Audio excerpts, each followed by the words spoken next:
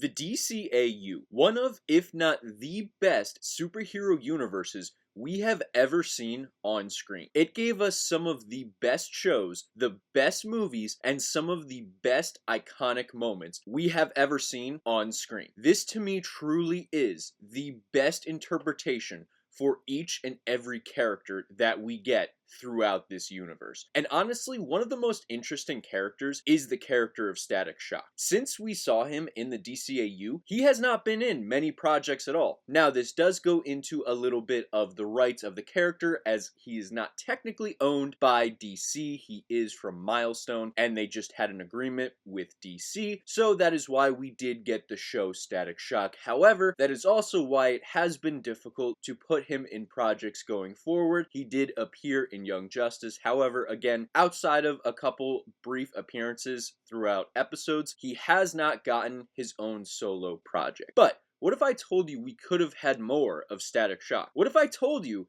there could have been another season? And that's why today we're talking Static Shock Season 5, What Could Have Been. But before we get into anything, guys, please, for me, like this video, subscribe to the page, and hit that noti bell. Alright, Static Shock Season 5. Now, this one is really interesting for a couple of reasons. The first reason being, we don't have any clear-cut plans for this 5th season. And I say that's really interesting because with pretty much every other what could have been that we've talked about on this channel, there have been pretty clear plans for the next season. Even Young Justice, while it was difficult to find official releases, we could use Season 4 as a guide for what Season 5 was going to be, because they were literally setting it up in Season 4. But what if I told you we have gotten hints throughout the DCAU for a potential Season 5 of Static Shock? What if I told you the 4th season actually set up the perfect 5th season? And not only that, but also the events of Justice League Unlimited would have given us potentially the best season of Static Shock and one of the best seasons in the entire DCAU. And that's why I want to get into today exactly what those plans could have been. Now, first and foremost, we do have to understand how the initial series left off, but also why it's so important that we follow what Justice League Unlimited did with the character. If any of you did watch the entire Static Shock series, you will know a big premise was the Bang Babies. And one of the biggest events that did occur was the Big Bang, but also when those Bang Babies did get cured. And it is important to note that this was against their will, so it's not something like the mutant cure from X-Men The Last Stand, where people were volunteering to get this cure, to get this antidote. Yes, the first person was Aqua Maria, and they did test it on her. However, they used her and her abilities as a catalyst to make sure this could work, because her power affected her on a cellular level, so curing her would definitely help cure everyone else. That being said, the finale episodes for Static Shock did give us that very scenario where everyone, including Static and Gear, were losing their powers. And this is revealed to be because the scientists behind the cure had been dousing the water in Dakota with the cure. Now, is this ethical or right? Probably not. That seems like a very,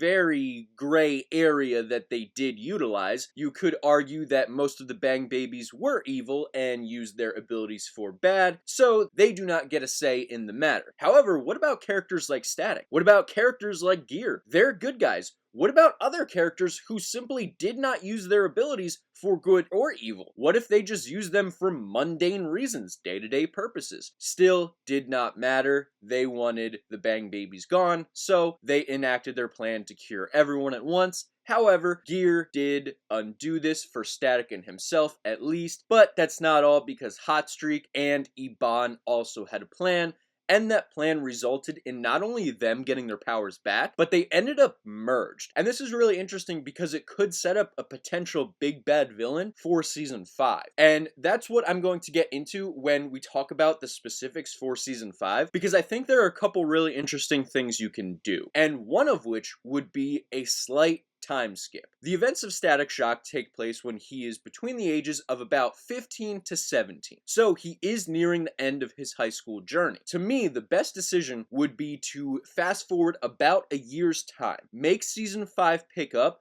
right as he is graduating high school. You can do some sort of montage over the summer, and then pick up with them in college. And by them, I mean Static, Gear, Daisy, and Frida. I feel like the side characters definitely need to be fleshed out more, and by side characters, I am more speaking about Frida and Daisy, because Virgil's dad and his sister, to me, were really well fleshed out, and the family aspect of Static Shock was handled amazing. However, I do feel like there was a slight disconnect when you talked about his friends and the people he cared about at school, especially aside from Gear. Outside of Richie, he really didn't have anyone that he cared about that much. I know he was shown to have some interest in Daisy and or Frida. However, that was never explored that deep. So I feel like a story that takes them away from Dakota, or at least away from that general vicinity of being with his family, and puts them into a situation where they are in college now, is going to give us a great opportunity to build more chemistry and build just the bonds closer between Daisy, Frida, Richie, and Virgil. And again, that's not me saying that the four of them need to become some sort of couple and they all need to be love interests. That's actually kind of not what I'm saying. What I'm saying is I want their bonds to be explored. That could be anything. That could be a relationship, but it could also just be a really close, strong friendship. And I think one really cool way to do this would be for one of them to find out that either Richie or Virgil are superheroes. And then that could deepen the bond between one of them. It could also introduce a moral quandary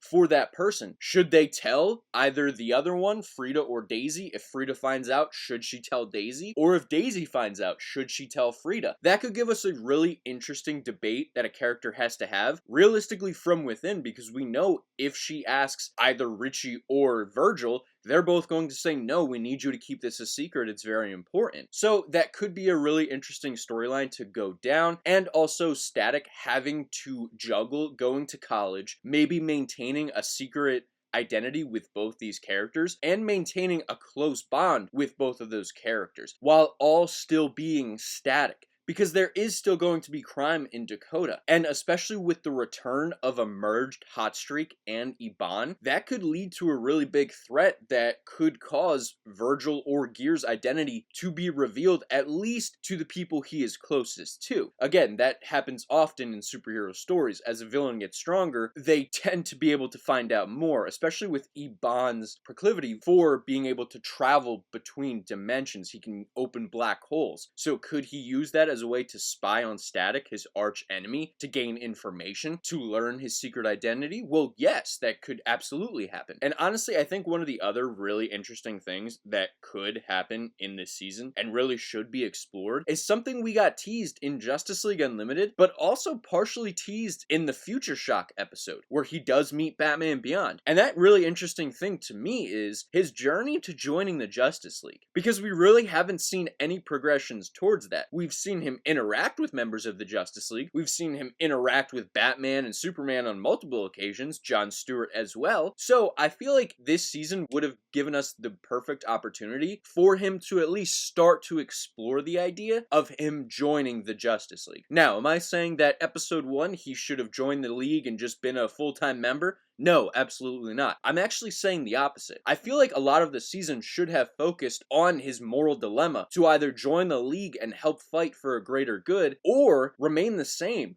Keep the balance that he has struck between his life as Static and his life as Virgil. Because that, we would see over the course of this season, is really, really important to him. But what if something were to happen? What if Iban and Hotstreak were to do something unforgivable? What if they were to cross that line that supervillains so often cross, and that line would be taking the life of either Gear, Daisy, or Frida? And that would give us a really, really interesting storyline, because not only would we see Static go down this path of despair, something that he had to deal with when he went back to save his mother and ended up not saving her because she didn't really want to be saved. She didn't come out and say that, but he could tell by reading between the lines that what she was doing mattered. She cared about saving people. So that's why I feel like the best person to have this death, this momentous occasion, would be Gear in some sort of sacrificial way. And I feel like the best way they could set this up is early on in the season. Have them go to college, have them start to build those bonds, and then have the Justice League come to Static. Offer out their hand and say we want you to join the League, and him have reservations, him have doubts about whether or not he can make it as a full-time hero, as a full-fledged member of the greatest superhero team in that universe. And in doing so, he would end up sealing his fate, because maybe if he went with the Justice League, maybe if he went under the tutelage of John Stewart, he maybe could have learned something. He maybe could have increased his powers or increased his control of his powers. And maybe that could have led to him defeating Iban and Hotstreak merged together before they did anything that is irreparable, before they did anything that crosses that line. And again, I mentioned that line would be killing Richie. Him seeing his best friend, someone that we have grown with, that we have watched Static grow with since season 1, and then when he got his powers in season 2, they became a superhero duo. Him losing that connection and that person, we would see him go on such an epic journey of not only self-discovery as himself, Virgil, and Static, but also further pushing him to become a real world hero, being Static Shock, a member of the Justice League. And I feel like this could give us a really interesting storyline in which we see him interact with characters, obviously like Batman and John Stewart, who are the two mentor figures for Static Shock, and deepening their connection. But also, I feel like another character that would be really interesting that I would love for him specifically to interact with would be Captain Marvel. Because let's not forget, by the time of this story, Captain Marvel would have likely already left the Justice League for moral reasons. So I feel like before Static would join the Justice League, he could have a couple interactions with Captain Marvel. They could have real world discussions about whether what the League does is right or wrong. Whether the League would have been able to stop Iban and Hotstreak. What if they stopped them before they did that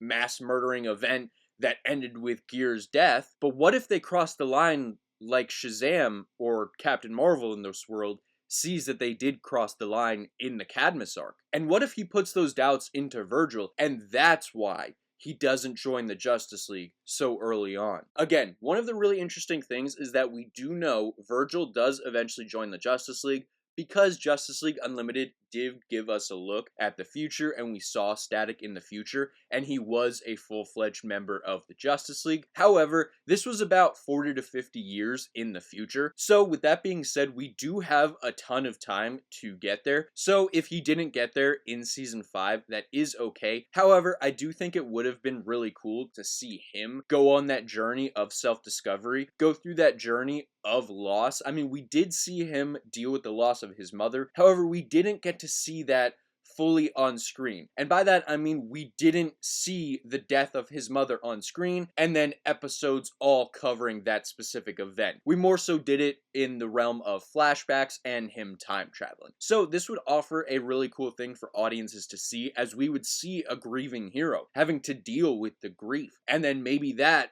propels him to, like I said earlier, join the Justice League and try to make himself a full-fledged hero of not just his neighborhood, because in Static Shock he normally does just stick to Dakota, but this would help him be a world hero, a hero of the world. And I feel like you could get a couple really cool interactions between him and certain members of the Justice League. Obviously, I mentioned already, one of the really cool ones would be John Stewart and Batman, because they do have that mentor-mentee mentality. However, I feel like another really cool character for him to interact with wouldn't necessarily be a member of the Justice League, but it would rather be a member of the Bat family. And this member of the Bat family is someone he technically met, because realistically, timeline-wise, that should be Dick Grayson. However, it also breaks canon in the Big Leagues crossover, and before anyone gets in the comments and says that's Tim Drake, it literally can't be. Tim Drake's first appearance is the Future Shock episode, and he acknowledges that that is a different Robin. So, unless Jason Todd died off screen,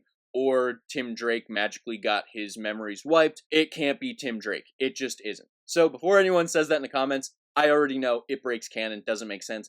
But, that being said, there is already an established relationship between Dick Grayson and Static. So I feel like, especially after maybe he suffers that loss, maybe he doesn't go to Batman, maybe he doesn't go to the League, maybe he goes to Dick Grayson. Maybe he goes to someone that, honestly, during their crossover, he seemed the closest with.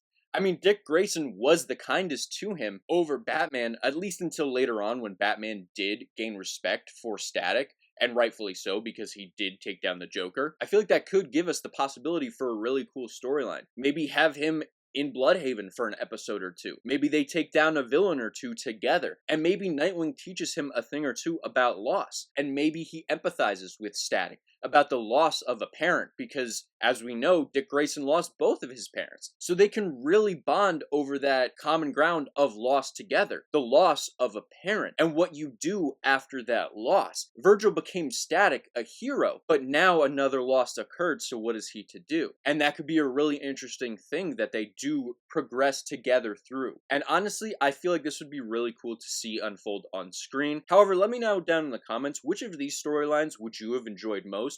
Or would you have rather just right at the start, he joins the League, and that is the season 5, just him crossing over with a different Justice League member each and every episode? Let me know in the comments down below. And while you guys are down there, please, for me, like this video, subscribe to the page, and hit that noti bell. And I'll see all of you in the next video. Goodbye.